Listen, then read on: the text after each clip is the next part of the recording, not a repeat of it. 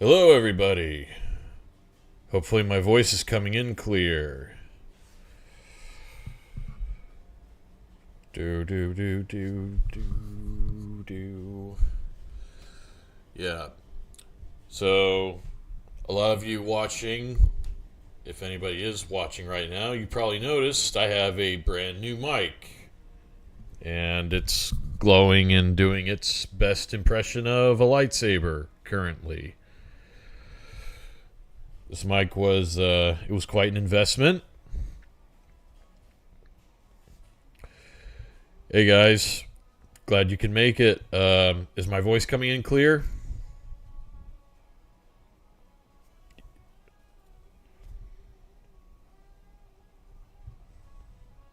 Because I'm getting the feedback in OBS. I just want to make sure that you guys are actually hearing me talk.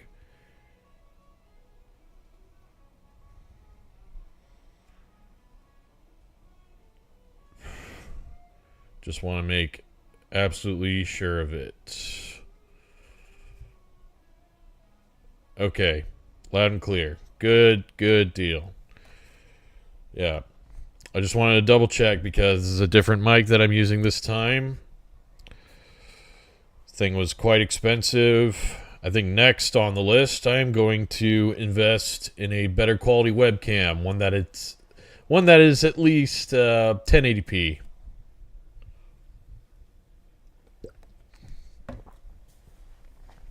I think 1080p will be good for the foreseeable future. Anyways, like I said before, I'm glad you guys could make it. I also hope you guys enjoyed the newest video centered around Jin-Roh. Eager to hear everybody's thoughts on that, since that is a film I love very deeply. Actually, first got exposed to it watching a YouTube film reviewer called Bennett the Sage. He was a guy that used to be on That Guy with the Glasses, which obviously now That Guy with the Glasses has a pretty infamous reputation. But, you know, I used to watch quite a few of the content creators on there back in the day.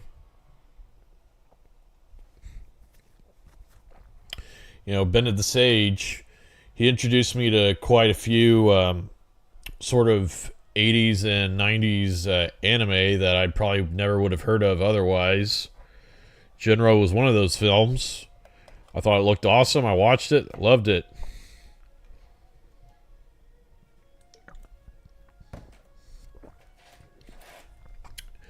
I'm glad I made you want to watch it, man. It's a great movie. It was also kind of a scary endeavor. I'm trying not to talk too loud because I don't want to peek into this mic. Because I think the voice sensitivity with this mic is a lot greater than the last one I had. But anyways, shit. There it goes peeking again. Okay. But anyways, what I was saying was that I was really kind of scared that I would be hit with copyright strikes way more aggressively than any other film I had worked on, because I've heard of other video creators making video reviews of like Japanese made films and animation, and basically those studios just coming down like a fucking hammer on their channels, just being absolutely merciless with the copyright strike. Like, there's this guy who reviews samurai films on YouTube. He goes by the name The Shogunate, and he did a review. He reviews, like I said, he reviews a lot of samurai films, and he did a review for Ran, which is the Kurosawa film that's based on King Lear, and he had to do that entire video with just still images because apparently Toho was just they would just not back down with the copyright claims on his videos. You know, that kind of breaks my heart personally because Ron is my personal favorite Kurosawa film and I want to make a video on it someday. But knowing that that's happened kind of puts a big hamper on that plan.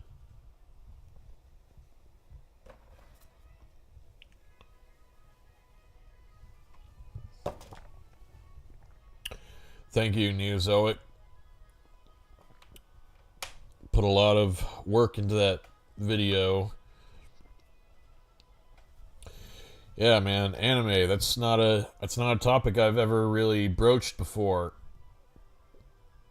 At least not to a very deep extent. I think I remember doing that one video a really long time ago where I was taking a break from making my channel, had a picture of Jigen from Lupin the Third. Use that picture because I love Lupin the Third a whole lot, and Jigen's probably one of my favorite characters from that anime.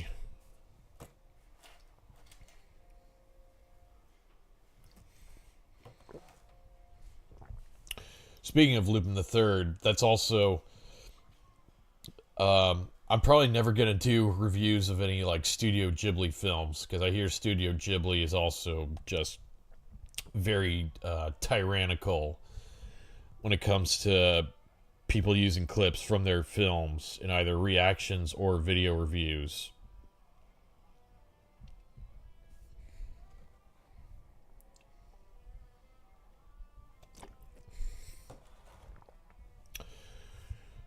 But I think for my next video, I think I may do something a bit more of a historical epic. Because that's a genre I enjoy a whole lot. Not big into anime, but Lupin the Third is one of my favorites from that format of storytelling. Yep, agreed. Lupin the Third kicks ass. Speaking of anime, what are your thoughts on Neon Genesis Evangelion? Ooh. That's a bit of a hot take of mine. I'm not a huge fan of Evangelion. A lot of that is due to the main character, Shinji. I can't stand his ass. I hate how fucking whiny and pathetic Shinji is.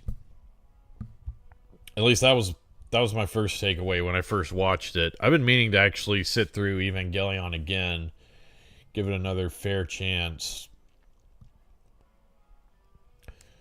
I don't know if I'm going to change my opinion towards Shinji, though, because he's probably one of the most insufferable, like, protagonists of any show or movie that I've ever had to tolerate.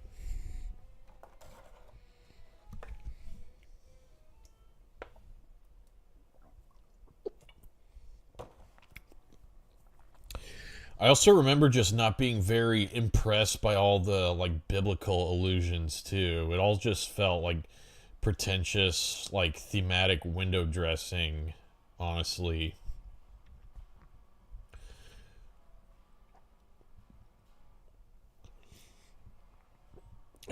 So yeah, I'm not too big on Evangelion. I understand a lot of people do love it though. And I guess it's historically significant too, so I mean, I kind of respect that at least. Feel the same way about the main character of My Hero Academia. I've not seen My Hero Academia at all. I've heard a lot of people say they love it. I've seen a lot of memes about it, like how that. Jesus Christ, dude! I remember, like around 2016, everybody was making. Memes about All Might basically being Trump, but it was done in like an endearing sort of way where like Trump is like the senpai, I guess, kind of like All Might is to the main character of My Hero Academia. Yeah, my older brother is really into One Piece. He loves One Piece. I could never really get into it myself. especially considering like One Piece is a hell of a commitment. It's got like over 1,000 episodes and like 1,000 manga chapters. That's fucking nuts, dude.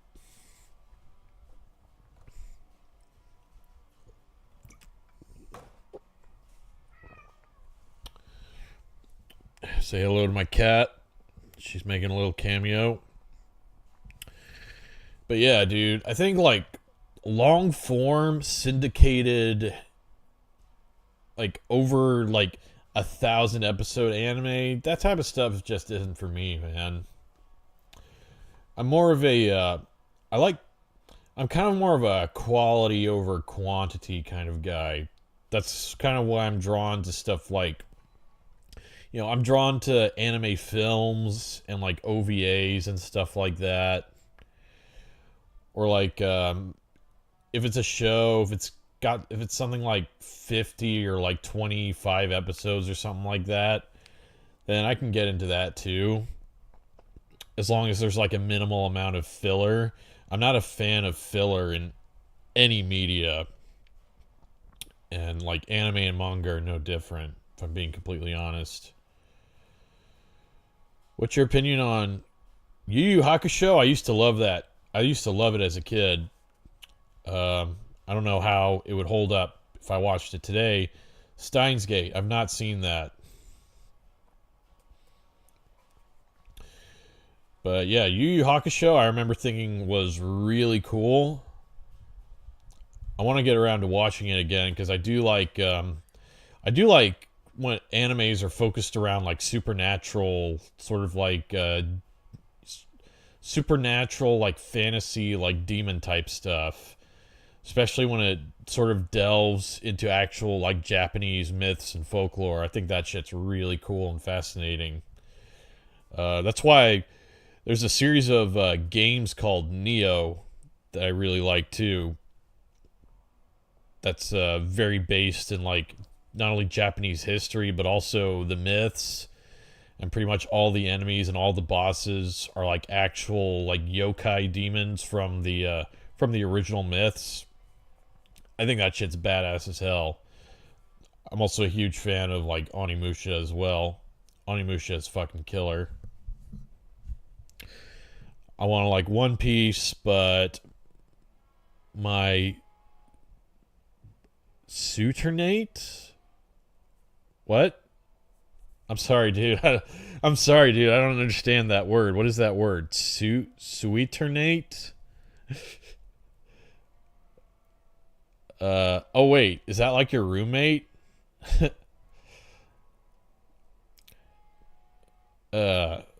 At the time, overhyped it so much. Oh my god, yes, dude. I relate to that so well. Oh my god, dude. Yeah, people like to. Okay, it is your roommate. All right. Yeah, dude. I feel like you can kind of build. There's a lot of people who like to just overhype the shit out of certain animes to a ridiculous and obnoxious degree. Because me personally, when I'm recommending like media to someone, I try not to get too carried away with it. Well, in my videos, I probably get a little carried away with hyperbole and stuff, but at the same time, when I make my videos, I give a lot of like heavily like substance-based reasons as to why, I feel the way I do about the media in question, But if I'm just in conversation with someone and I'm just talking about an anime or a film to someone, I'm just relentlessly going, "Oh my god, this is amazing. This is amazing. You need to watch it. You need to watch it. You need to watch it. It's so amazing." It's like, no, that would just annoy the shit out of people. It would probably make people like resent the idea of actually sitting down to watch the thing you're trying to get them to watch. So I understand that mindset hugely. Absolutely understand it. What would a Conan the Barbarian and Berserk crossover, what would that be like? I've read all of Berserk up until probably like the last couple or so chapters. I'm going to be brutally honest. as a hardcore Conan fan, I think in a fight Conan would probably lose to Guts. If I'm just being completely honest. Although I think Conan would definitely give Guts a run for his money if they were to fight, that is. As for an actual crossover, like a crossing over of like their stories or universes, I think if Conan were to come across like the Behelit, whatever that thing's called, the little egg with the face on it, he stay far the fuck away from that thing, because Conan like famously tries to avoid. He doesn't fuck around with the supernatural. Like he's superstitiously like hesitant around that type of stuff.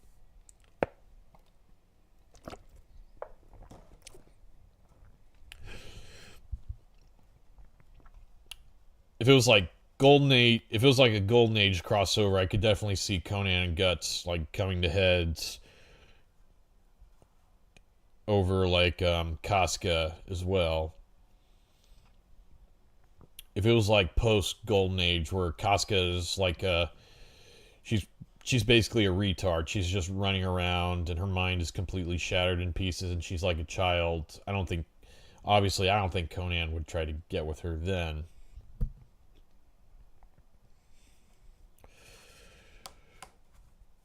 Uh, as for other things, I think Conan and Guts might get along well. I think if it was more like, I think if it was like the Schwarzenegger version of Conan, they'd probably, they would have a very common motive for revenge in place as well. Because obviously Guts wants revenge on Griffith, Conan wants revenge on Thulsa Doom. Let's see. What is your thoughts on the trailer for Robert Eggers' remake of Nosferatu? It looks very bizarre and it looks very it looks like it'll be very art house-esque like a lot of his other films. Well, that's not necessarily a bad thing.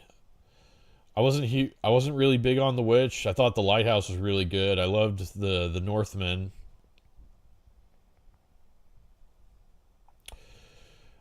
If I was him, I'm not sure I would have gone with a remake of Nosferatu. That film's already been remade.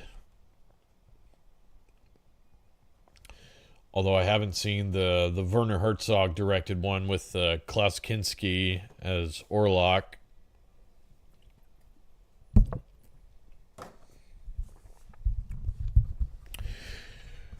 All right, what do you got here? Hope this isn't too personal a question. What makes Green Arrow your favorite DC hero when he's very left wing? Probably the simple fact that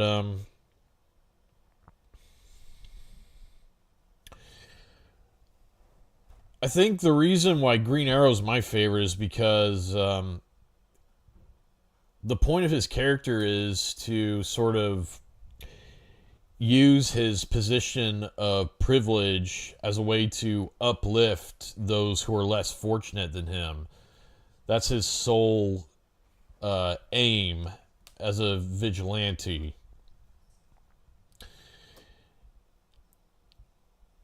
And I don't consider his left-wing politics to really be much of an obstacle for that. Because, yes, Green Arrow is a left-wing character, but you also got to consider, like, that aspect of his character was established in the 70s, and being left-wing in the 70s looked very different than being left-wing is now.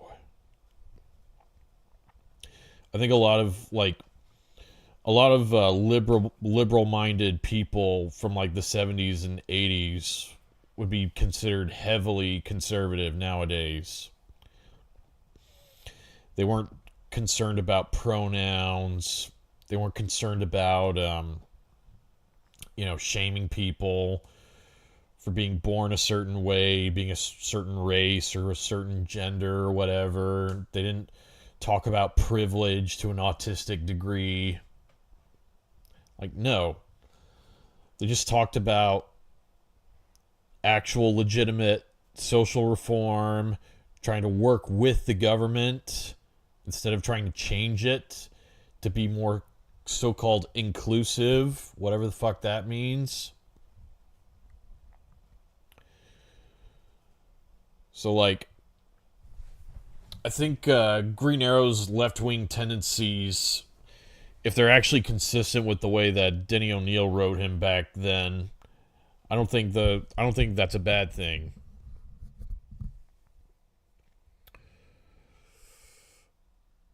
But yeah, that's probably why Green Arrow is my favorite characters, because he doesn't he doesn't virtue signal in a hollow way. He's for enacting like actual change. And he goes to the lengths to actually achieve it.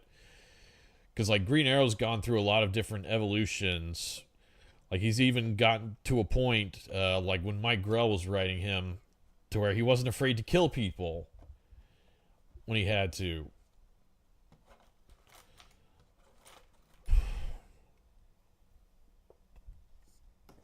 During like the Long Bowhunter storyline and stuff like that. But no, it's not a personal question.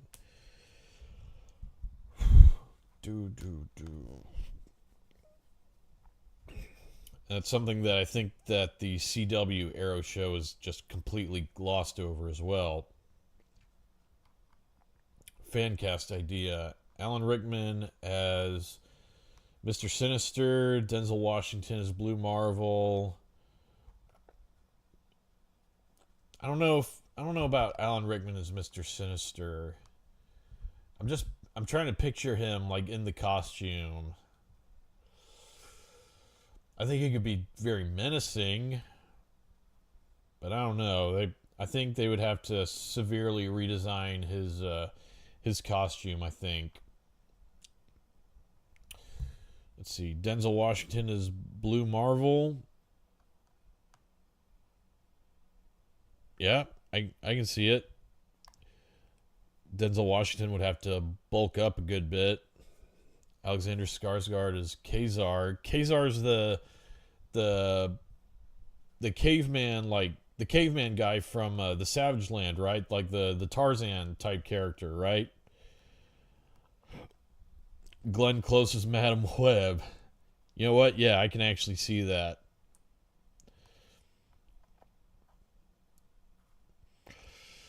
Ving Rhames is Tombstone. Yeah, I think if Ving Rhames, I think if he worked out a shit ton, I think he could make a very very imposing Tombstone.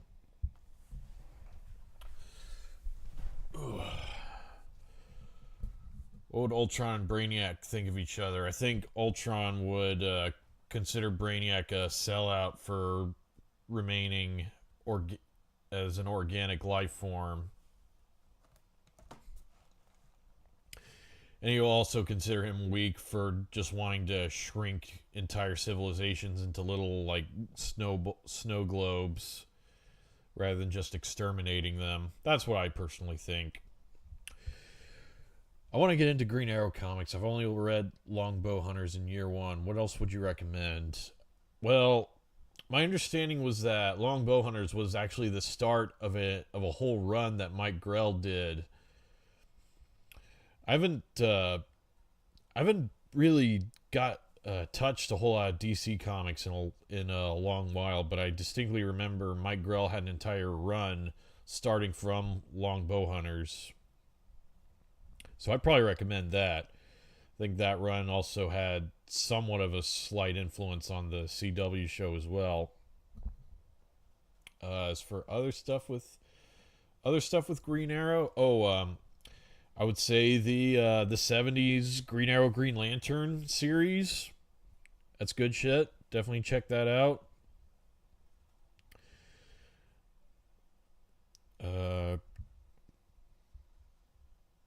Is there anything else?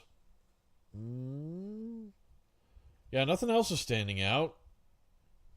But I mean, Longbow Hunters and Year One are both really good stories. I would say probably those two plus the Denny O'Neil, Neil Adams, Green Arrow, Green Lantern series. Those are all solid A plus comics. What's your thoughts on the announcement trailer for the 2002 The Thing game remaster? Yeah, it's from Night Dive Studios. Um, I guess it's cool they're remastering that. I would have liked maybe a whole new game based on The Thing and not that game. I remember not being a huge fan of that game when I first played it like years ago, but it could maybe I'll like the remaster. They might change some stuff around about it. I thought the game's atmosphere was strong. I just got really frustrated how inconsistent it felt like the mechanic was for testing your teammates to see if they were indeed a thing or not. I think the idea of a thing game has a lot of potential that I don't think has been like thoroughly explored yet. Also, considering Night Dive has apparently has the rights to re-release games like Star Wars Dark Forces and The Thing, it also makes me wonder if they're ever going to re-release the original Aliens vs Predator 2 that Monolith made back in the day, because that game is not available. It's not available on Steam. It's not on consoles. Only way to actually play that game is to get a physical copy or emulate it, pretty much.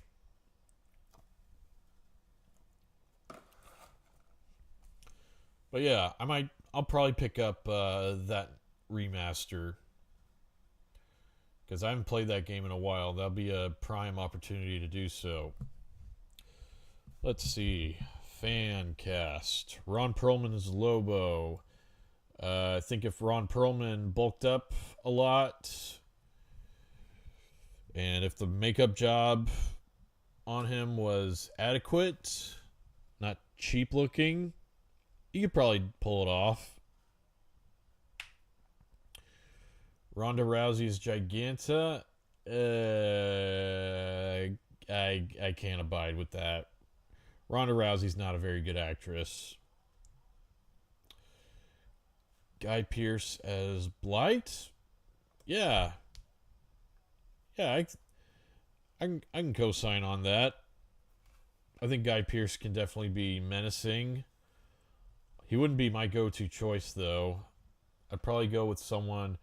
I think if he was, I think Dennis Hopper would be a great choice for Blight if he was still alive. Zendaya's Bumblebee. Yeah, sorry, man. No, I'm not too big on Zendaya. Peter Dinklage's Doctor Psycho. Maybe.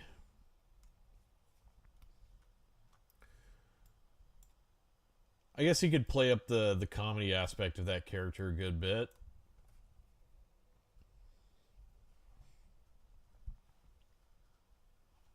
Ugh. Yep. Although I'm not sure if we'll ever get a chance to see him on film because the DC extended universe, it looks like, is on hiatus, I guess.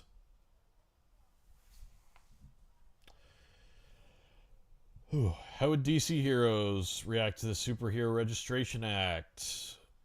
Um, they probably wouldn't take very kindly to it. I think sort of the Tower of Babel storyline may have been DC's sort of equivalent to Civil War, with all of Batman's contingency plans. What do you think of a Superman or Wonder Woman Beyond series, comic or animated? Mm, it could be cool. It could be interesting. It was done well. Not sure what a Superman's kind of already like heavily sci-fi based though, so I'm not exactly sure if that would be a very big change or departure as far as like stories go for him. Wonder Woman Beyond though, that might be pretty cool. DC Extended Universe is done now that Aquaman 2 is finished. That was the last one now that James Gunn is in charge. All right. Fair enough. Let's see. Deadpool and Wolverine, I'm kind of indifferent towards. I don't know if I'll even see it. Joker 2, I don't think the first Joker needed a sequel. I thought that first movie was great.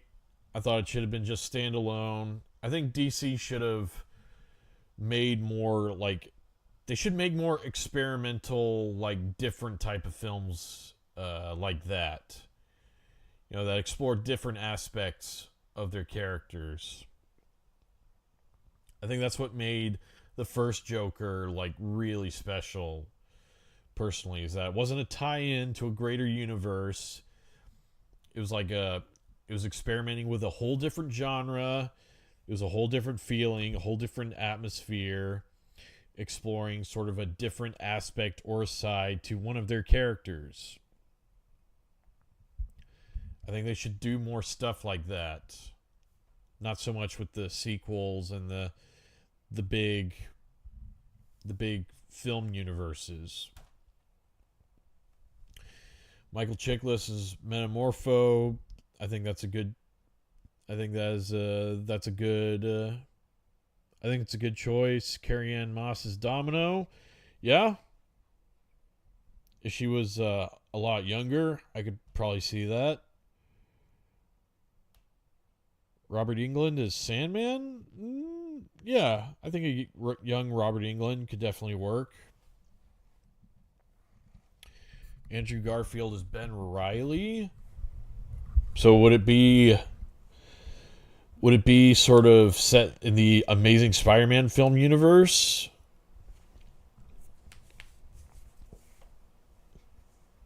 Would you want to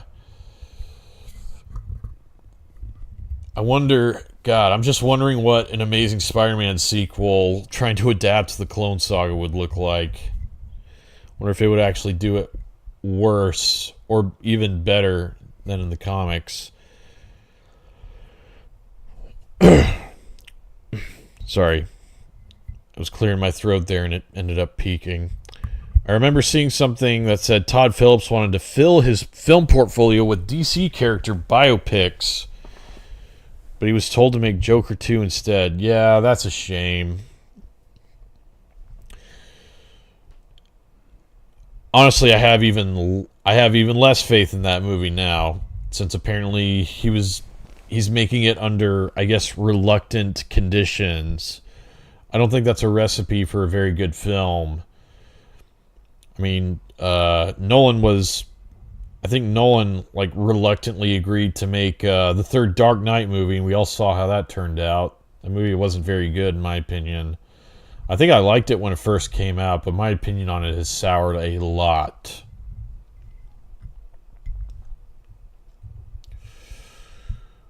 What would Kamen Rider and Captain America be like? I'm not all that familiar with Kamen Rider, not as much as I am with Super Sentai or even Ultraman. I imagine there would be a lot of cool fight scenes. And I think Captain America would probably get his ass kicked by all the monsters that Kamen Rider would have to go up against.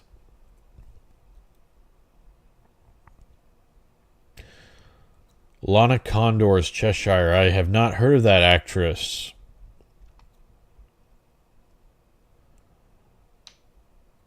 What has she been in? I don't know anything about her.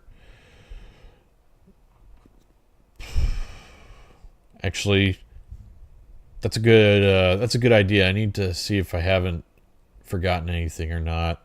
If I have forgotten anything or not.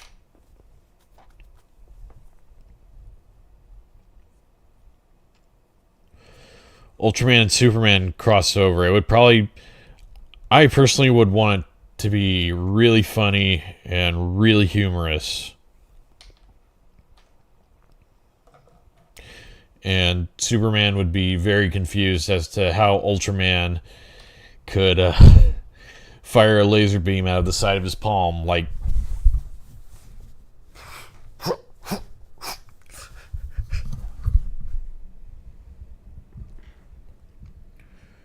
oh, she played Jubilee. Oh, okay. I guess she could be okay if she learned how to fight well. I think learn how to sort of exude like sexuality as well. Because from what I recall of Cheshire, she's a pretty like seductive, like femme fatale type character. From my memory of her from the comics I've read. Anyways, I'll be right back, guys. I need to get more water because working up even more of a thirst. So, 1 second.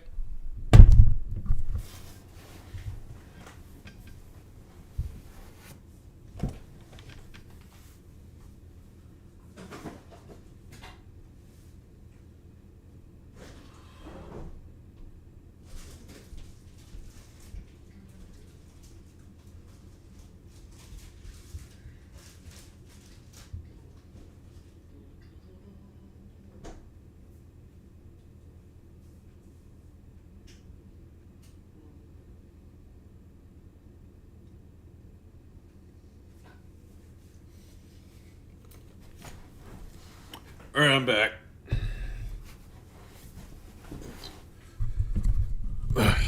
There we go. All right. What do you think? Do you think the Joker and Green Goblin would get along, or would they hate each other? Personally, I think that I think Green Goblin's like a sick bastard, but I think even he would probably. I think even he would take issues with this shit that Joker does.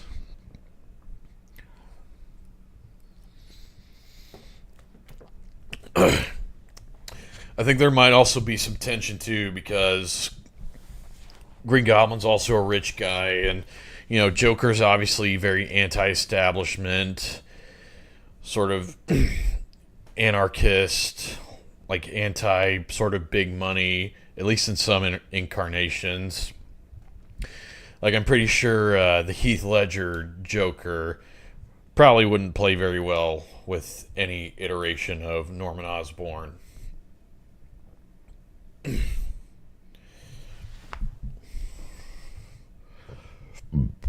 Excuse me.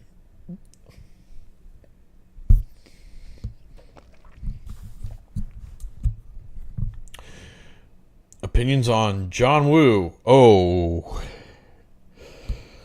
I love me some John Woo, man. John Woo kicks ass. John Woo has so many awesome movies. Picking a favorite is hard. I think that if I had to pick a favorite John Woo film, I would either have to go with either The Killer or Red Cliff. Cause like, man, Red Cliff is one of the greatest like historical epics of all time. Like, so much so that I want to do a video on it.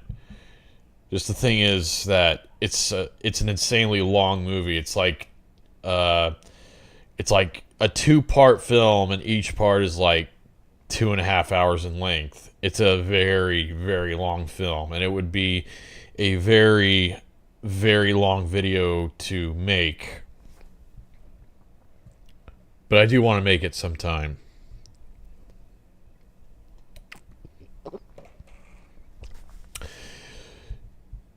I do have sort of a passing interest in like Chinese history as well. Don't know nearly as much about it as I would like to, but I mean, it's a film that you don't need to be an expert in like Chinese history or historical figures to enjoy it either. But yeah, I kind of separate those two because Red Cliff is so different from all of his other work. If I had to pick like a favorite American film he did, I'd probably go with Face Off. Because God, Face Off is so fun. It's so freaking entertaining. But I mean, he's got a lot of great American films too. Hard Target. Hard Target's another great one.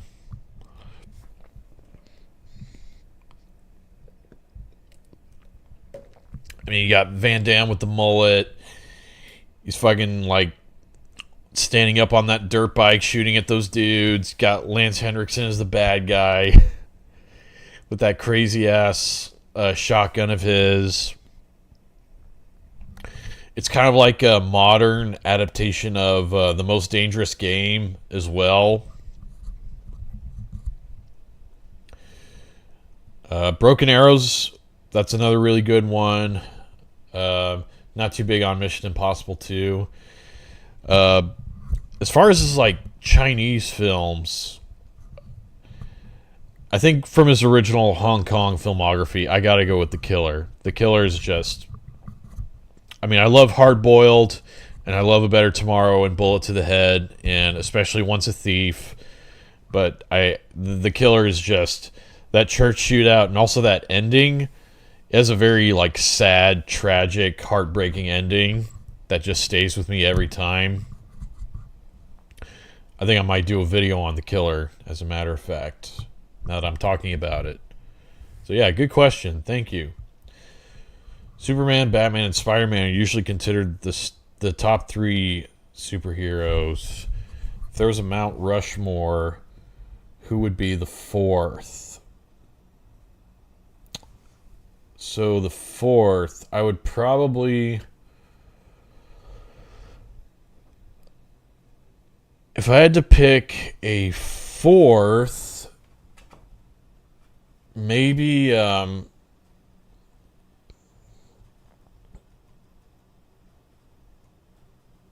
That's a tough question.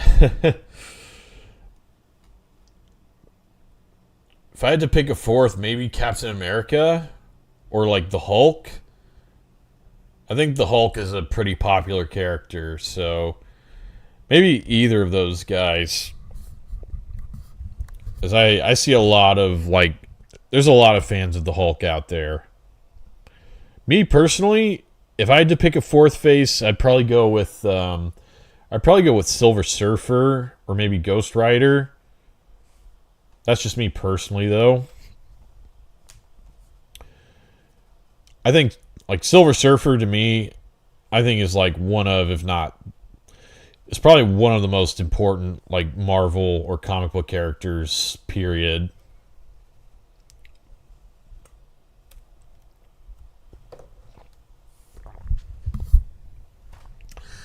Opinions on Invasion of the Body Snatchers.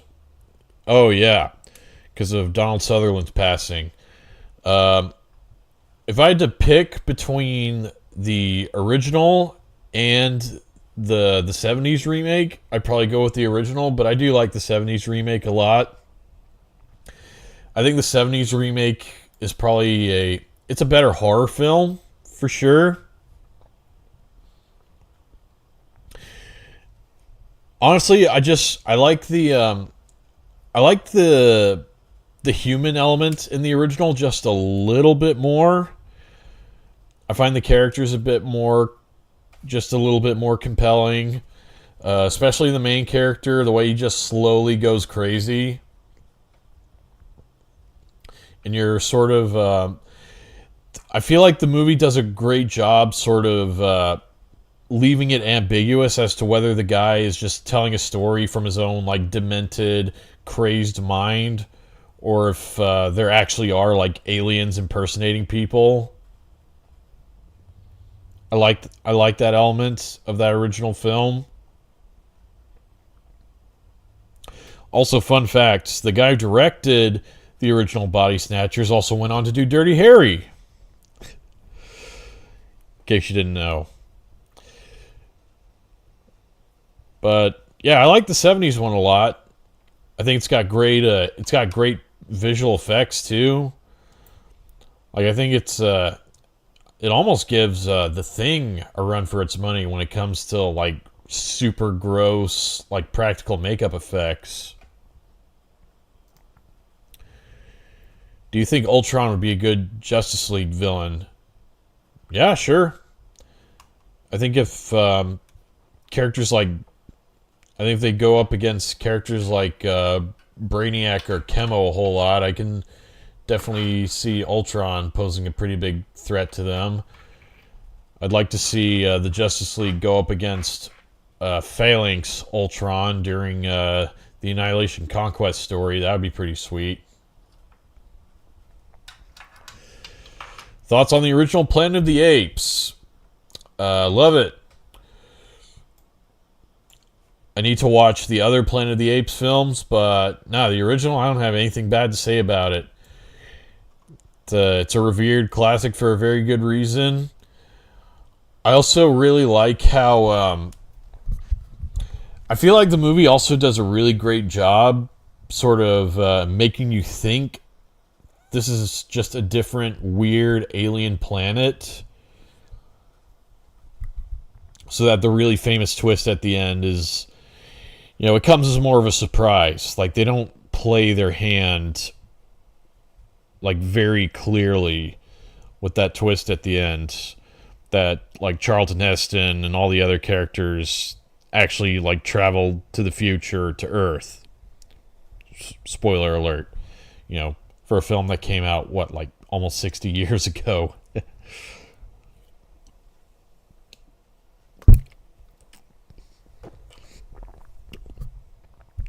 How do you feel about the comparison between Stanley Kubrick and Andrei Tarkovsky? How are they compared?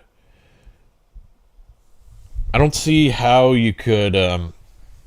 I guess they're compared in the way that they both make very sort of atmospheric, sort of abstract science fiction films.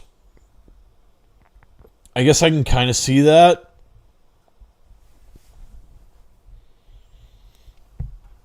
I think they're both very different types of filmmakers, though.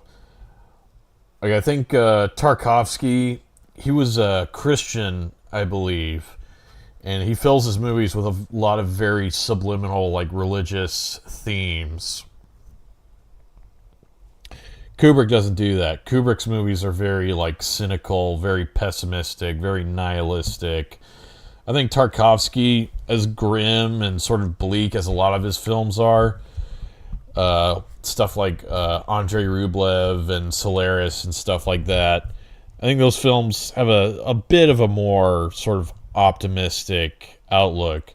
I think even Stalker, as bleak and depressing as that film is, it has kind of a sliver of hope there at the very end.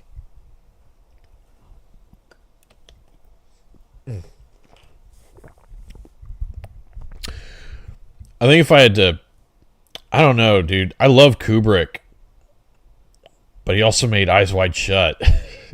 I fucking hate that movie. That movie's awful. Tarkovsky never made Eyes Wide Shut. Would these villains be good foils for Superman? Apocalypse. Would Apocalypse be a good foil for Superman? I could kind of see... Yeah, I could kind of see that. I think the reason why Apocalypse works so well as a villain for the X-Men is because the X-Men sort of try to champion, like, mutant rights, and they try to prove to everyone else that mutants can be good and, like, virtuous people. but like Apocalypse is like one of the worst into those ideals. So I don't think it would quite work in the same context as someone like Superman. Griffith, I don't think so. I think Griffith is another one of those villains who works best in the context of the story he was created in. Xanatos maybe, but I mean Xanatos is basically like the Gargoyles equivalent of like Lex Luthor. So Voldemort, Voldemort's another one of those like context heavy villains. And also Voldemort's magic, so Superman wouldn't stand a ghost of a chance. Homelander? Yeah. Yeah. Homelander would probably be... Homelander would... Damn it. Sorry. I'm trying not to peek with this mic. Homelander would probably be a really good choice. I think Superman going up against any other sort of evil Superman type character, I would personally find really satisfying, because I'm getting really tired of that trope. And I think it would also of course be a good explanation for sort of comparing how like one super powerful alien like demigod like character would be sort of consumed by power and greed and avarice and stuff like that, and how another would resist all those temptations. What if George Romero directed a Marvel zombie movie? So that would be interesting. I don't think Romero's ever directed a film with the budget or the resources of like any mainstream comic book film.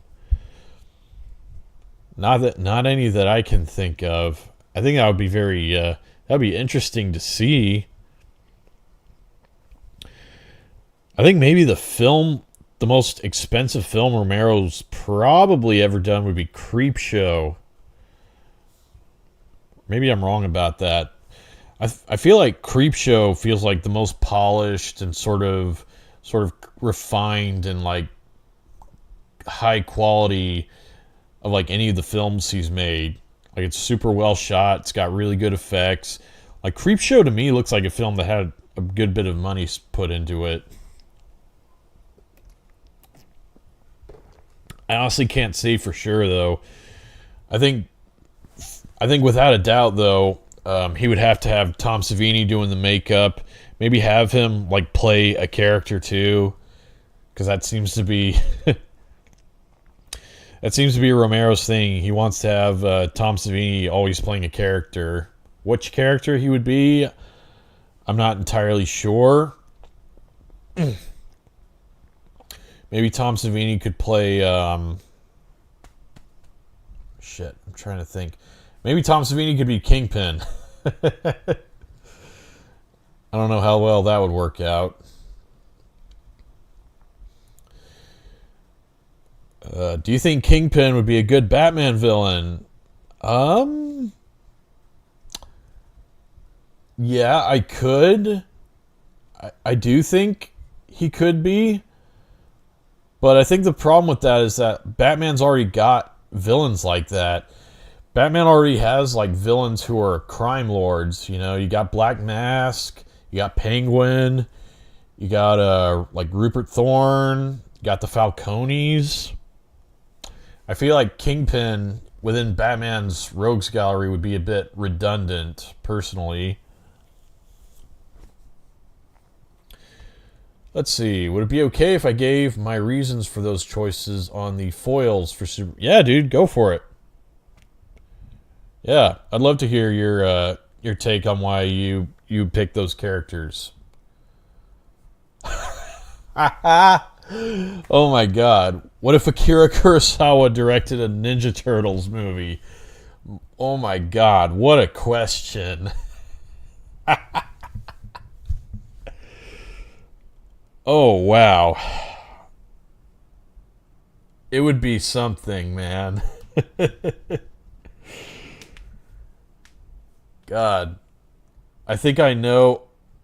I would already know who I would cast, who he would probably cast as Splinter and as Shredder. He would probably cast Toshiro Mifune as Shredder. Man, Toshiro Mifune would be an awesome Shredder. Now that I think about it, that if you've seen Hidden Fortress or even Yojimbo, Mifune could be scary sometimes. I think he could kick ass as Shredder.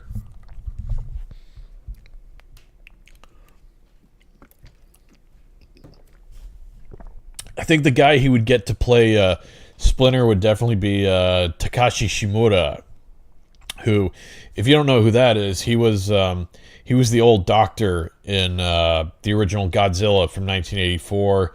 He was also the bald samurai Kanbei from Seven Samurai, and he was in a lot of. He was also the main character in Ikiru. He was in a lot of other Kurosawa films as well. I think Kurosawa would definitely get him to play Splinter for sure. Seeing as how Splinter was like the wise mentor character for sure.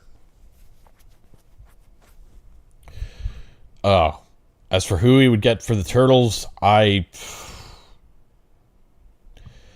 that would be a harder sell. That would be a harder thing for me to try to figure out. Uh I can see it now though. Like I think Kurosawa would definitely employ like his insanely like picturesque like visual style to like the New York sewers.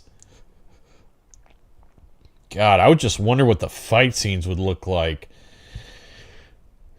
They might be like they'd probably be like super fast, super like intricately framed. Also, Kurosawa had a thing for like weather, for like super adverse like weather in his scenes. Like there would always be like like an intense like rain or dust storm blowing through. Man, I think that would be super memorable. Fuck, I want to see that now. Someone should make that with AI. Kurosawa directed Ninja Turtles film. That would be cool as hell. Or maybe instead of Mifune playing the Shredder, they could have Tatsuya Nakadai, who's one of the main villains in Yojimbo. And he was in a few other Kurosawa movies. He was Lord Ichimonji from Ran. He was also the main character in Kagemusha. Hey Lisa. Hey Bill. I'm glad you two can make it. So yeah, Kurosawa directed Ninja Turtles movie. I would love to see that. I would love to see that. It would be very visually rich. As for the story, I'm not sure how he would adapt the story. Let's see. Superman was a god alien raised to be human while Apocalypse deludes himself into... Oh! Okay. That's a good point. Although, to be honest though, doesn't Darkseid already fill that role as sort of like an alien, like this supremely powerful, like non-human being who envisions himself as a god? Opinions on the System Shock game series. I've not played the first one. I played the second one. I couldn't get very far in the second one. It's a very like old school role-playing game. I do want to get back into it eventually because I love the atmosphere in the second game. Also love the soundtrack. I thought the soundtrack in the second System Shock was really cool. What is that glowing thing? Oh, it's my new microphone.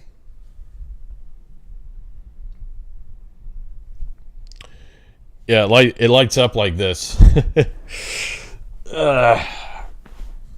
It just does that. My dad actually helped me buy this one. It wasn't cheap, I can tell you that.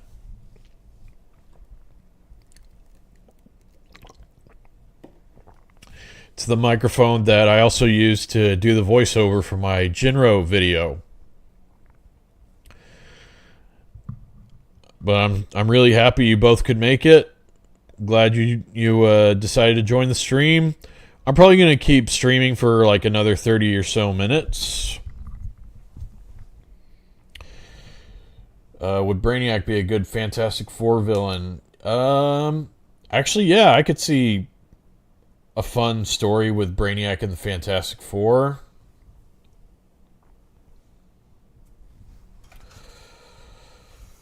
So, yeah, for sure. Ever think of doing radio? It's actually funny you say that because I do plan on one day, hopefully in the near future, when I finally get my book written, I am planning to do an audio version of it.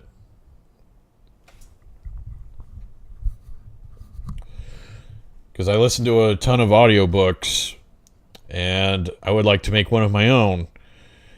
And I'm going to have like different voices for all the characters. Also going to have background music. I even want to incorporate like sound effects as well.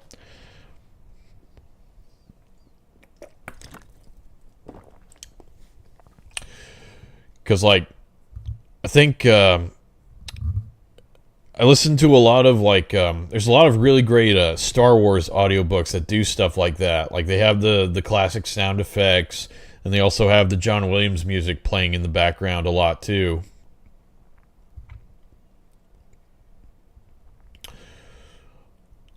Or doing a podcast. Yeah, I'd like to do a podcast one day.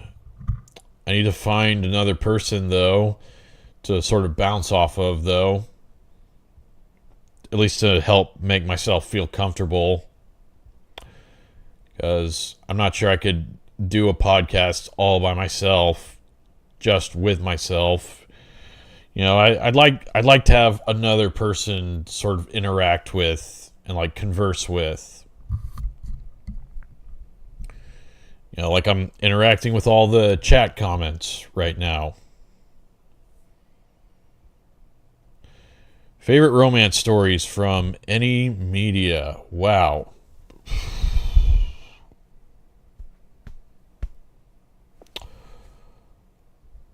I do have choices for these, but I'm trying to recall what they are.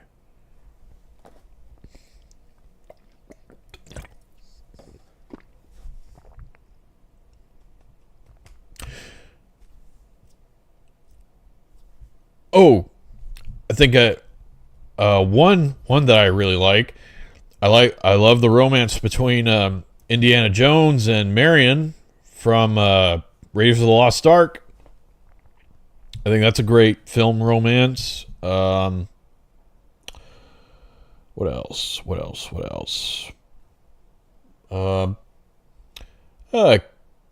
Casablanca as well. That's another great example.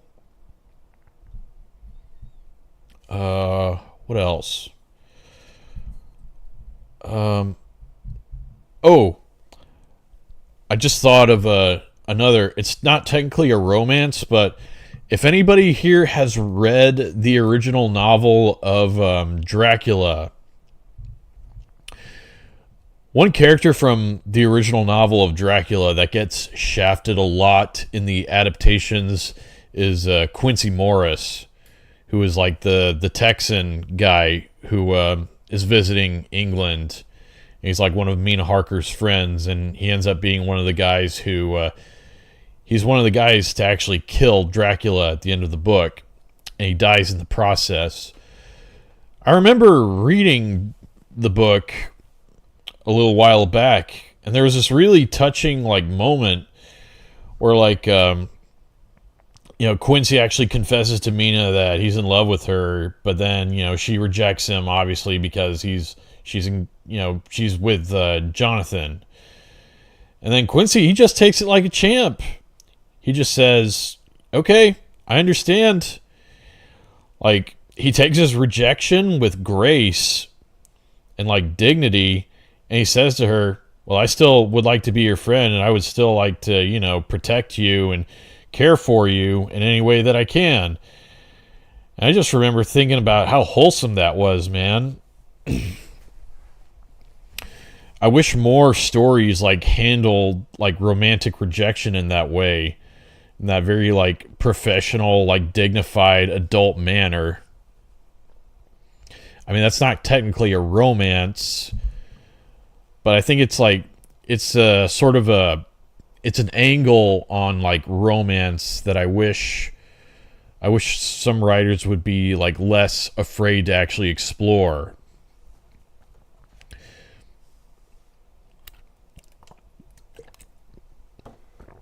Anyways, there's some comments I missed.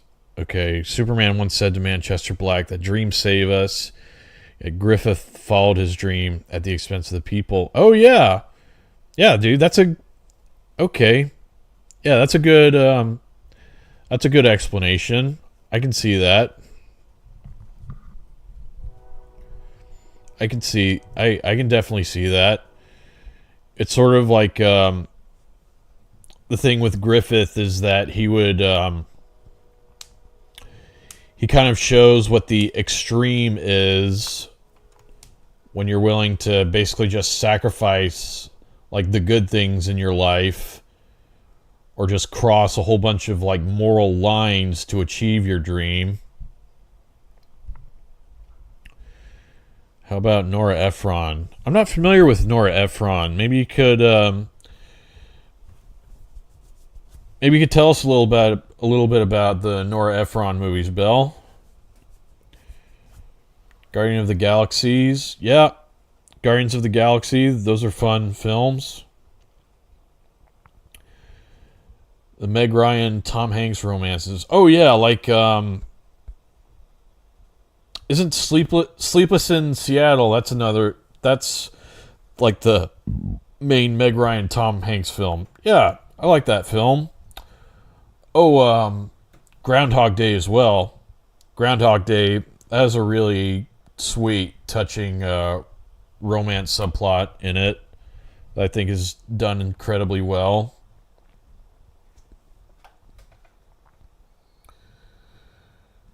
Do you prefer Dracula or Nosferatu? Honestly, I don't know. Dracula or Nosferatu? I think that I think Nosferatu has a lot of I think on a technical side, I think Nosferatu is more impressive. Like, when you actually look at the Todd Browning, if we're talking about, like, the original Todd Browning 1930s Dracula film with Lugosi, I think Nosferatu is way more, like, technically impressive because it's got all those amazing shots, like the shadow on the wall, or like Max Schreck just barely fitting in the door frame because he's so freakishly tall, and like that grotesque makeup that he wore. I feel like Nosferatu is more creepy than Dracula, but at the same time, like, the 30s Dracula had Bela Lugosi, and you can't argue, you just can't argue against his screen presence and, like, the effect that he leaves on you as a viewer. Accepting the friend zone takes grace. Yeah, it does. Although, I personally believe that I'm a personal believer that you choose to be in the friend zone. I think that if you want to be romantically involved with someone, but they don't reciprocate those feelings, I think it's best for the two of you to just go separate ways. I don't think you should agree to be friends with someone hoping that one day they'll change their mind. I think that's a very bad idea. But I mean, if you genuinely want to remain friends with someone, and nothing more, then yeah, that's fine too. That's my whole take on the whole friend zone thing. Let's see. I choose Xanatos because he would remind Superman of Luthor and Voldemort. Luthor. Okay, that's fair. Voldemort because magic. Okay, yeah, obviously. And because he values power over morality. All right, yeah, those are valid. Those are solid reasons. I like that. Who would win in a fight, Vandal Savage or Ra's al Ghul? Probably Vandal Savage because he's pretty much already like. Isn't Vandal Savage like invincible? Because like Ra's al Ghul is, he's not immortal. He's only immortal when he dips it. He takes a dip in the Lazarus pit, and depending on which version of the DC universe you subscribe to, the Lazarus pit only restores you from death so many times.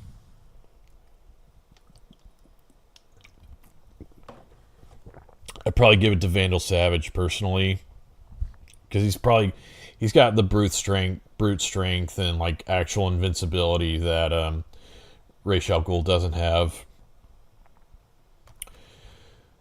Thinking of Nosferatu makes you think of SpongeBob. Really? I'm curious as to why that is.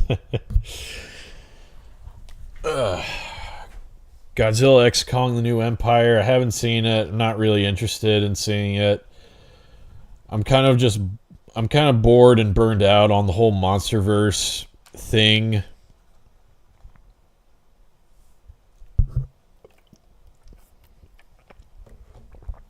I'm more interested in seeing what the Godzilla -1 follow-up is going to be. Because I pretty much agree with the majority that Godzilla -1 was way better than any like MonsterVerse films that have come out in like the past like 7 years. Hey, Nikifor Shirobakov, how are you doing? Glad to see you join. Do you think Ra's al Ghul would respect Punisher, see him as a madman? No doubt see him as a madman.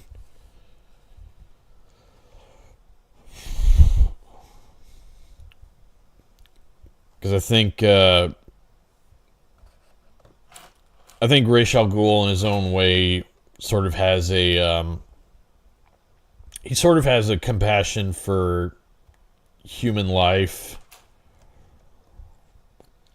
Because, like, whenever he enacts, like, his eco-terrorism schemes, he doesn't do so, like, lightly.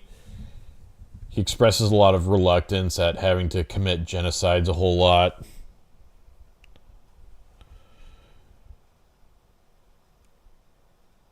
Oh, is there? There's an episode of SpongeBob? Okay. Do they use, like, a clip from Nosferatu?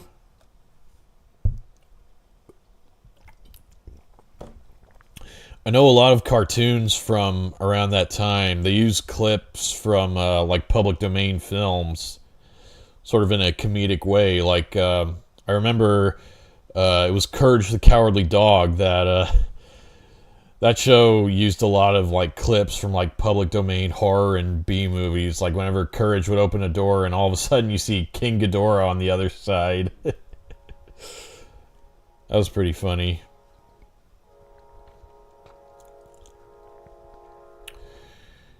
Do you think Damian Wayne would respect Matt Murdock? No, I don't think so.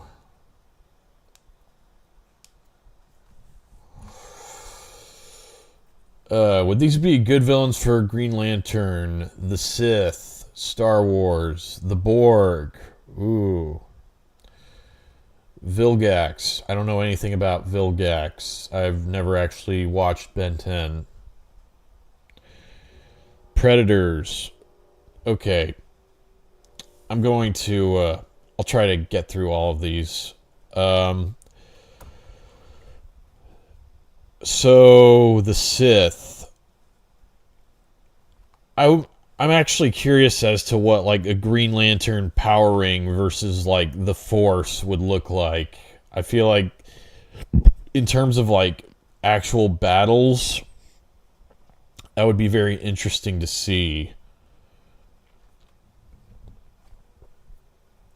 If like a Green Lantern like construct could actually block a strike from a lightsaber or force lightning.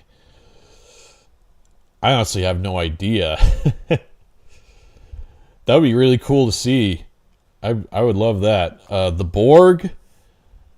I think the Green Lanterns would probably win against the Borg. Because I don't know, man. Those rings and like those energy constructs that the rings create, they're pretty powerful. They're pretty like game changing in terms of actual like physical fights against other threats. Because I mean, you gotta think in the context of like the Star Trek universe, the most the Borg have to worry about are like energy weapons and like phasers and stuff like that. Ships ramming into their giant like space cubes. They don't have to worry about anything crazy like a magical ring that can like create anything out of like cosmic like space energy. Um, the Predators, I love the Predators, but I think the Green Lanterns would win pretty easily against them. The Decepticons, ooh, I think the Green Lanterns would win, but not easily, because the Decepticons, I think, would be pretty formidable. Galactus versus the Anti-Monitor. Ooh, I would probably give that to Galactus.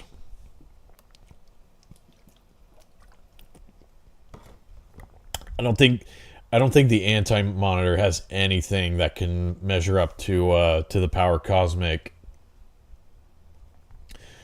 What's more scarier, the Thing or the alien from Invasion of the Body Snatchers? Oh man. Um,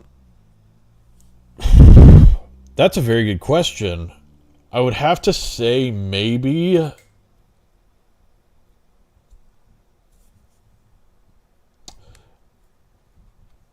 I think that the Thing is probably more disgusting viscerally, without a doubt. I don't know. I think that the Thing probably just wants to kill and eat and devour everything, whereas like the pod people from Body Snatchers would probably I think they just want to replace everything and create like a hive mind or something. I think that might be worse. I don't know. I'd probably have to go with the pod people from Invasion of the Body Snatchers. Have a good night, Lisa. Thank you for watching and participating.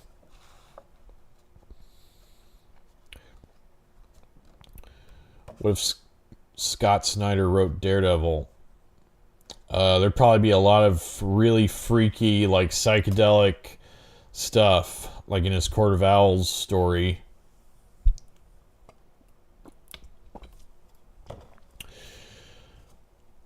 Let's see. What if Alfred Hitchcock directed The Question? Ooh, that would be really cool. I'd love to see that. That's almost as, dude. That's as interesting a question as Kurosawa directing a Ninja Turtles movie. I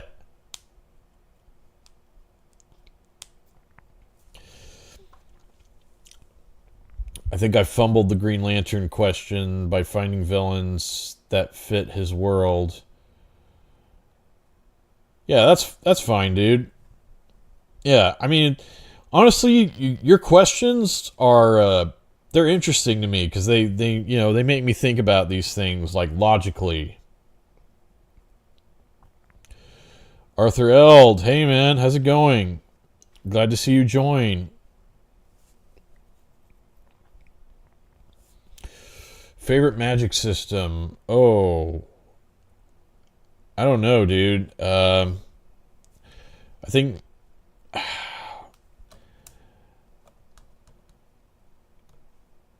it's really hard for me to judge that.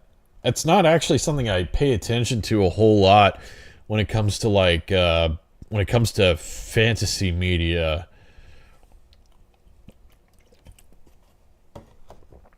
I do like the idea of magic that is very mysterious and like very sort of volatile and like difficult to control, which is what you see in like in universes like say The Witcher or like the Hyboria, like the Conan stories.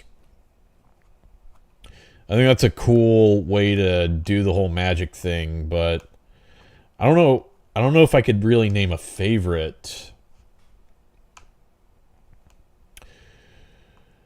Nikifor, do you think Punisher would kill all the people he fought if he was a cage fighter? Probably not all the people. I think he would like look up. So what I think he would do is that he would do background checks on all of his opponents to see if like they engaged in anything that he found like bad or repulsive, and then he would probably kill them. I could definitely see Frank Castle doing something like that.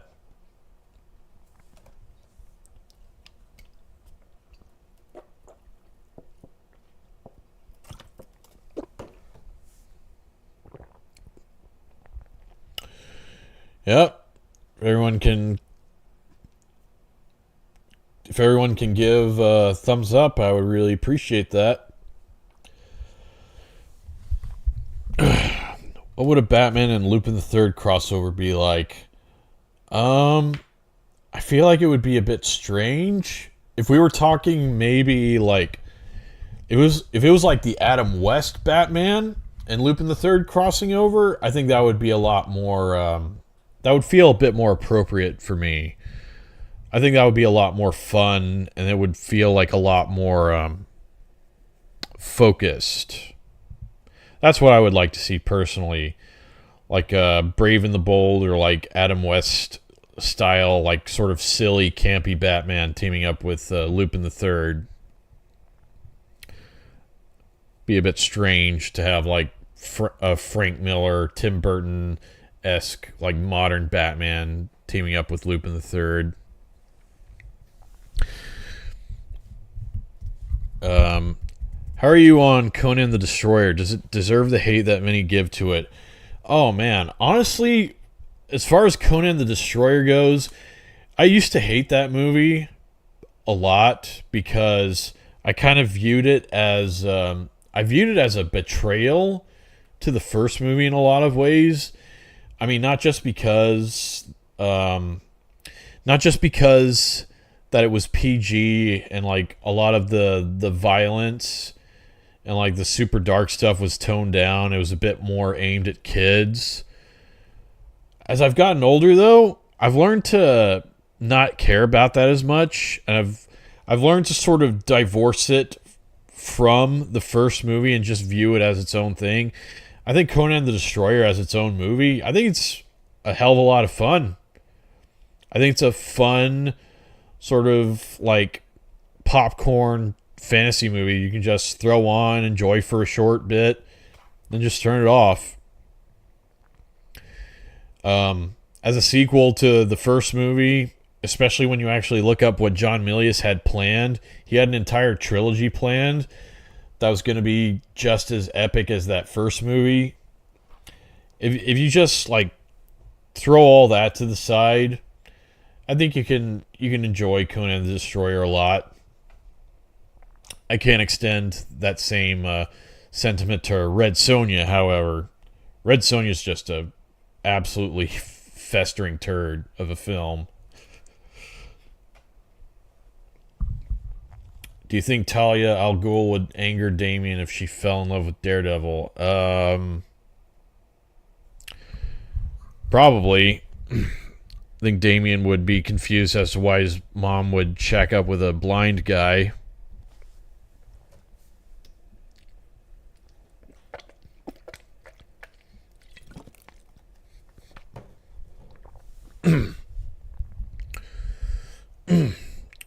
Let's see. If Warner Brothers could make an animated Conan movie in the style of Mortal Kombat Legends, it would be awesome. Yeah, I would say either that or maybe an animated Conan film with the art style of that Netflix He-Man show. That would be really cool. I feel like the art style and animation style of that Netflix He-Man show is like the only good thing about it.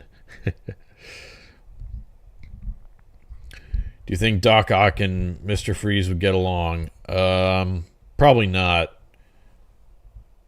Because if we're going by like the classic like 90s era animated series inspired Mr. Freeze, no, they would not get along at all. Would Azula be a good Wonder Woman villain? So, that's Grace Jones's character from Conan the Destroyer. Oh wait, no, sorry, no. Azula, the Avatar character, or like Legend of Korra character. Okay, I got those characters mixed up. So like, I've not actually watched Avatar: The Last Airbender or Legend of Korra, so I don't really know anything about that character.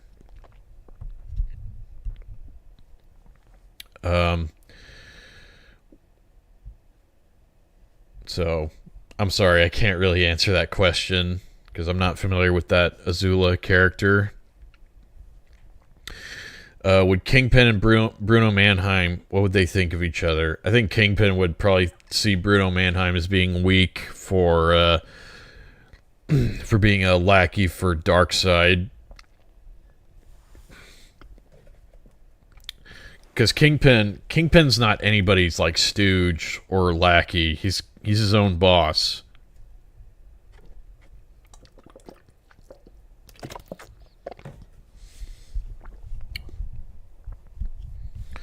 And I think Bruno Mannheim would just see himself as just a guy getting by.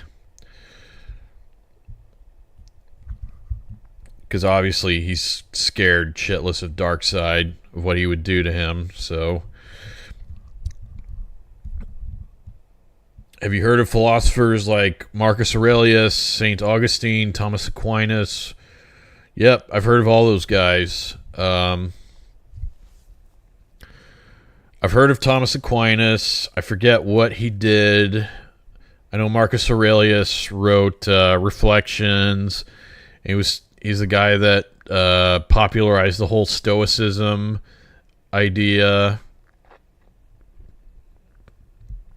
I've been meaning to look up more of the ancient philosophers as well. That stuff seems really cool and interesting to me.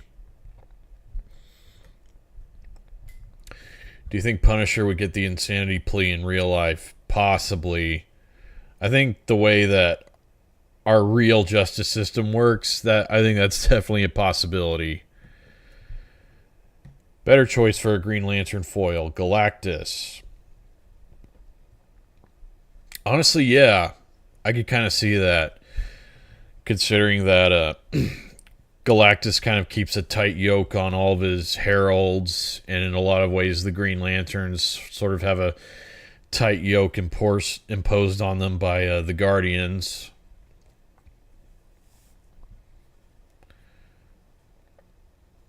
Do you think Matt Murdock's biggest sin as a Catholic is lust?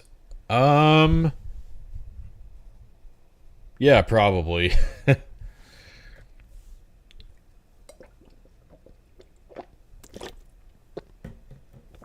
Wait, no. Wasn't Matt Murdock like the leader of the Hand for a time during that Shadowland story?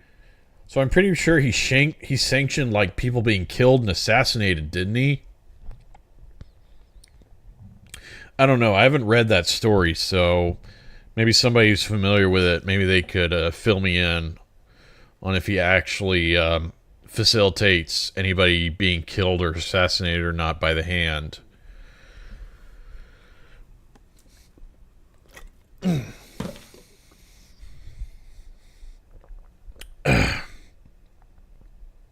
Have you heard of the Orthodox Church? Yes, I have.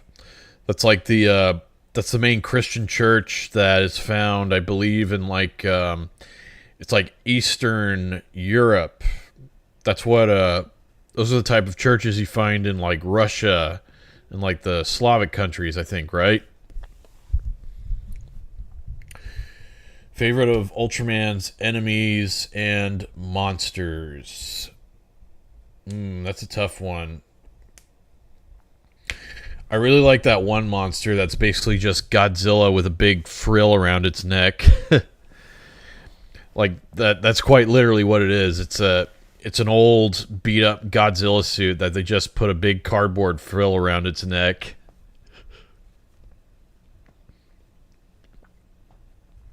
Yep, I'm familiar with the Orthodox Church.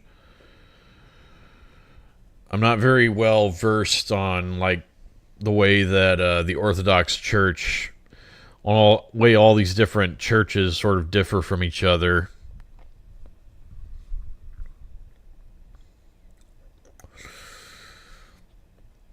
Would Kingpin be a good Green Arrow villain? Yeah, I could definitely see that.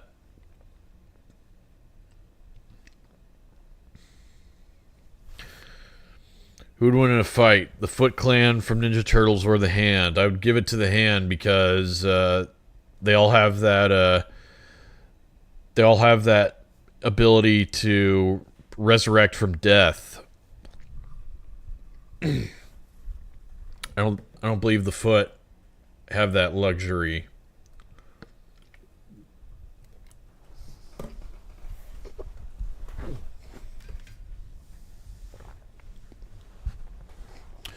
There's no pope. There's no pope in the Orthodox. Okay.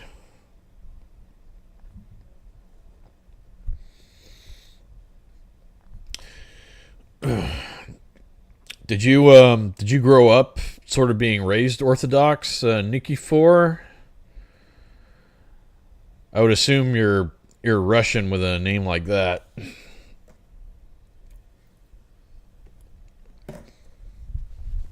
All right. Let's see. Let me see if there's any that I missed.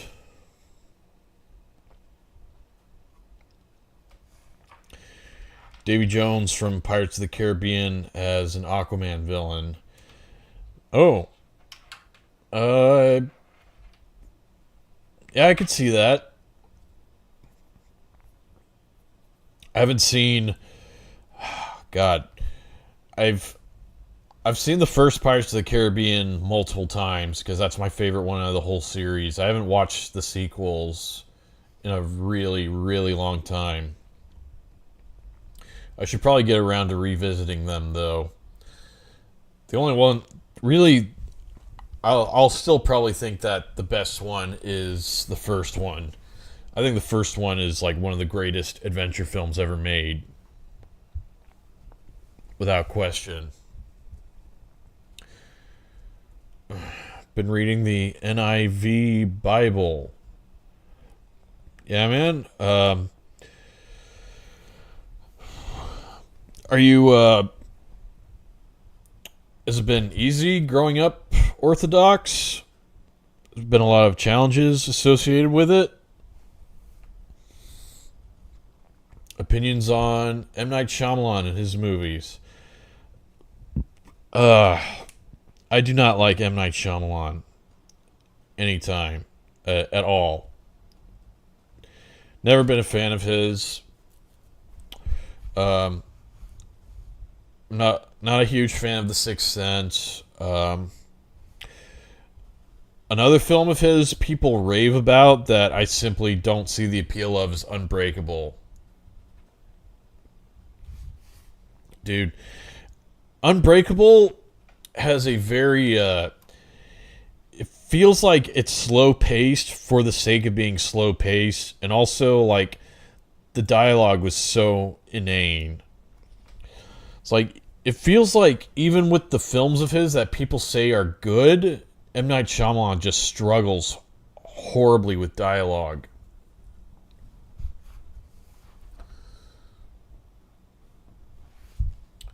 I mean, I wanted to like Unbreakable. I like the idea behind it. You know, like an alternate take on like a superhero story. I like the idea of like Sam. I like the idea of like the contrast between like Bruce Willis being like the superhumanly strong guy and Sam Jackson being a guy who's bound to a wheelchair because he's like impossibly physically frail. But I don't do just Unbreakable didn't do anything for me. I just wasn't impressed by it. You've read the Quran out of curiosity. Nice. Hey, I'm glad you're still devoted to your faith, man.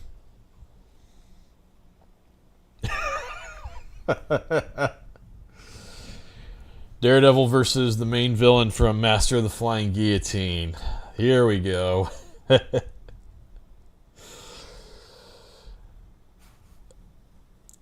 mean, they're both blind, so... Oh my god. Oh. I'm trying to envision this confrontation with a straight face. Oh my god. I think Daredevil would definitely win, but he'd probably get nicked by the flying guillotine. Also, I think maybe the Master, he might have a bit of an advantage if like those bullet sounds that the flying guillotine makes are actually like diegetic. What I mean by that is like if those like bullet sounds actually exist within the universe and they're not just sound effects that are made for the audience to absorb.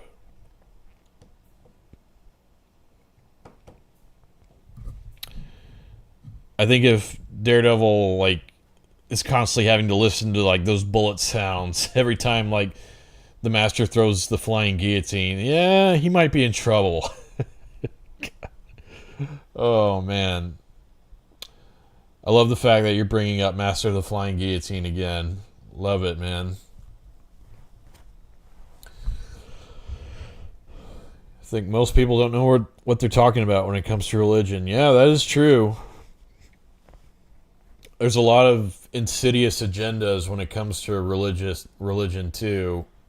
That's why it's a very controversial topic with a lot of people.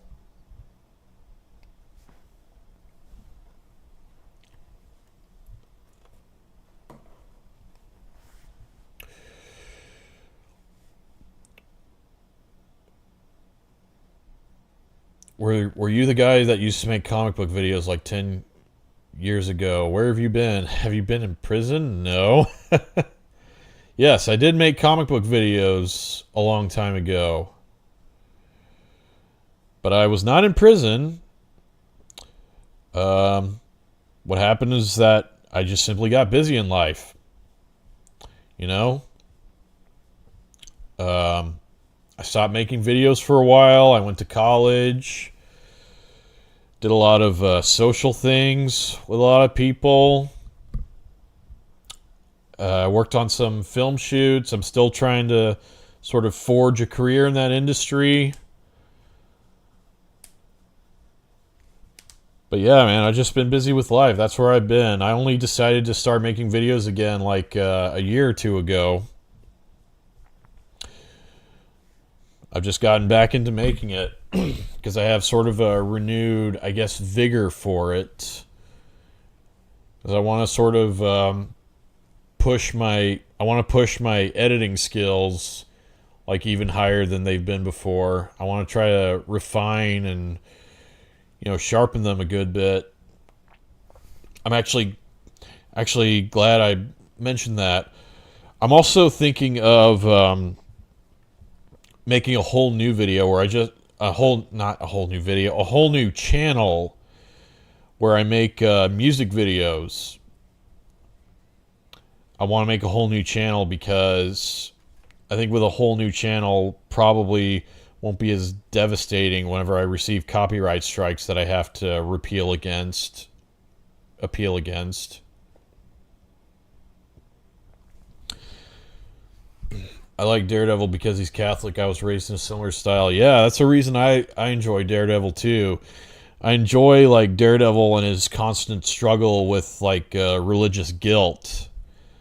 It's definitely one of the most relatable, powerful things about him as a character. Alexander Lawrence, hey man, what's up?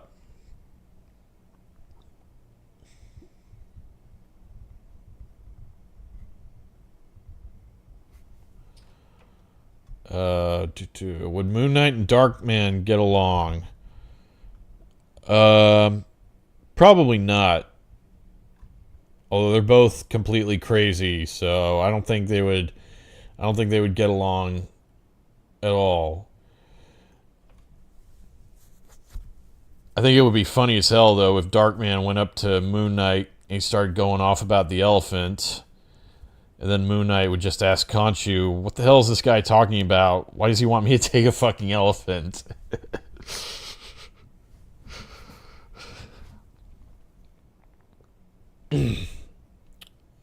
Fair. Also can't talk about Wyona backhoe and buy lime in bulk. Okay, dude. I won't prod any further on that front. But hey, I mean, it's good. It's good to have like an old viewer of mine sort of rediscover the fact that I'm making new videos now. So thank you for joining the stream and for watching me. So hope you'll pay attention. I hope you can pay attention to the stuff I'm going to be making in the future. Opinions on The Incredibles. I love The Incredibles. I think it's great. I think it's a great film. I'm not a very big fan of the second one though. I think the second one was a major letdown.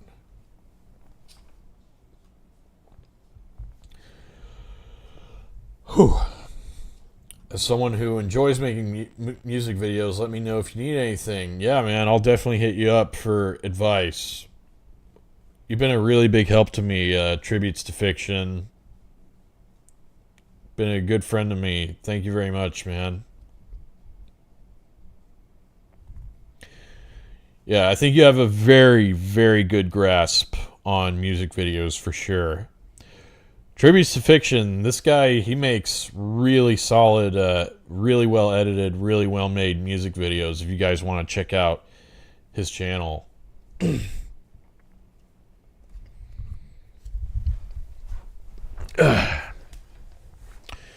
Would Red Hood and Winter Soldier get along? I don't think they would. Primarily because I think Winter Soldier has way more I don't think he has any contempt for Captain America the way that Red Hood does. Although I'm just talking about mainly the way they were sort of in their sort of debut stories. I say debut very loosely. The stories in which they debuted as sort of their reborn, like, vigilante identities. I mean, Bucky was Captain America for a time. And for some reason, Marvel is really hell-bent on just erasing that fact. They really don't like the idea of Bucky being Captain America. They really want to push Sam Wilson, which I think is dumb. I think Bucky is way more entitled to the title than Sam is. I think Sam should have just remained as Falcon, personally. But what do I know? Time will tell. YouTube is not the place it was 10 years ago. That is very true. If you pump out content that's not cringe, my eyeballs may be there. Fair enough. I do appreciate you joining the stream. Thank you very much for that. I would like if you checked out the new film analysis videos I made. Maybe leave comments if you have things to say about them. Do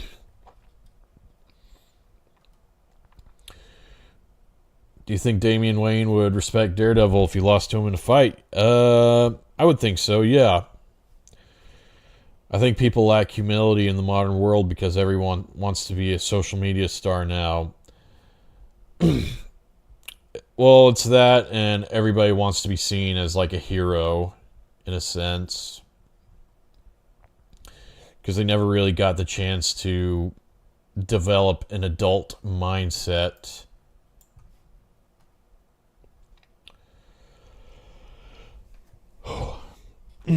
Which comic book arc ruined its character the most? One More Day for Spidey, Civil War for Iron Man, or the time Hank Pym smacked Janet? I would have to say One More Day, without a doubt. I think One More Day trumps any other story in terms of the way that it just completely violated the integrity of its principal character, of its principal hero. Opinions on the 1969 film The Wild Bunch. Great film. One of my favorite Sam Peckinpah films. Really good. I'm not going to say a feel-good movie, but it is a film that really touches the heartstrings a little bit with how all the guys at the end came back to try to rescue their comrade. And that final shootout, holy shit. Is that one of the most over-the-top, insane, violent, climactic action films in any movie that I think has ever been made. That crazy-ass final shootout that apparently, supposedly, like, more blank squib rounds were fired off than were actually fired during the real-life Mexican Revolution. Not sure if I buy that, but... Or maybe it's true. I don't know. Do you think Damian Wayne is a narcissist? No. I don't think so. Maybe he is. I don't know. I'm not really versed enough sort of in psychological studies to really accurately gauge what is or what isn't narcissism. I think a lot of people try to act like they're experts on what constitutes narcissism. And a lot of times they just don't know what the fuck they're talking about.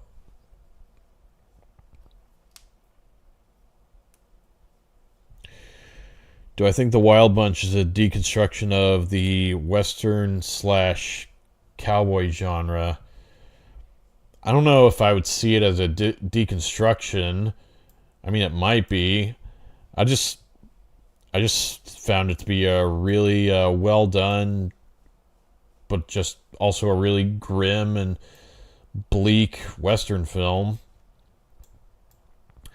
I guess you could say it's a deconstruction in a way that it sort of depicts like the end of the West, kind of the end of like the romanticized idea of like the Western gunslinger, kind of in the way that Sergio Corbucci's The Great Silence also did, which happens to be my personal favorite Western of all time that I will definitely be making a video on at some point in the future. All right, how long has this been going? Holy crap. Been streaming for an hour and 50 minutes. Damn. I think I may actually call it for tonight, everyone, because it's like 10 minutes to 9 for me. And I have to be at work at like 12 in the morning or 12 in the afternoon tomorrow. So, I want to get a little bit of work done on my book. Maybe start penning the script for another video. Maybe do a little bit of gaming. So, yeah, I think I might I'm going to address a couple more comments, maybe answer a couple more questions, and then I'll be ending the stream. I hope you all enjoyed the stream, as always. Hope you all enjoyed talking and chatting. I think people want to be social media influencers because it's easier than being something like an engineer or surgeon. Yeah, that is true. Yeah, people want to be influencers, or they want to be streamers because they see streamers that bring in lots and lots of money. People see that and they're like, holy shit, this person gets paid. This person became a millionaire just by sitting on their ass, talking into a microphone, yelling and cursing at people all day. They want to get in on that action, you know? They don't seem to understand that it's kind of a lightning in the bottle type circumstance.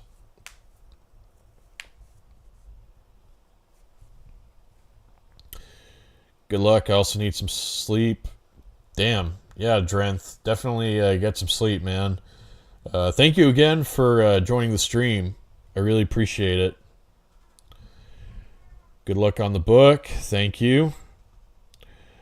I'll definitely keep everyone apprised of my progress on the book as well.